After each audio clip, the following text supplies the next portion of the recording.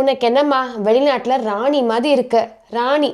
அடே எப்பயாச்சும் சமைக்கிறதுக்கு சோம்பேறித்தனமா இருந்துச்சா டக்குன்னு அம்மா கால் பண்ணிட்டு ஹலோ அம்மா இன்னைக்கு என்ன சமைச்சிருக்க எனக்கு கொஞ்சம் டன்சோ பண்ணி விட்டுறியா அப்படின்னு சொல்லிட்டு கேட்க வேண்டியது.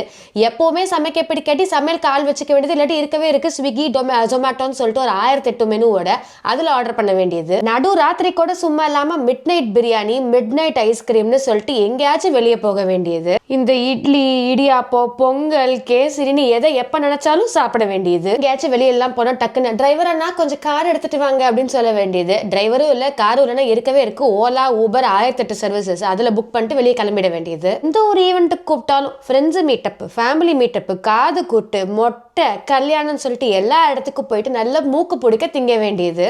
ஒரு பெட்ரோல் ஸ்டேஷன் போகும்போது கூட அண்ணா பெட்ரோல் போட்டுருங்க அப்படின்னு சொல்லிட்டு கார்ல சும்மா உட்காந்துக்க வேண்டியது.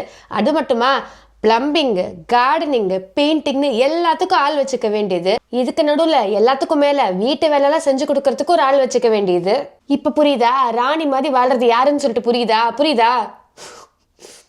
எனக்கு பொறாமலாம் இல்ல, லைட்டா பொறாம தான்.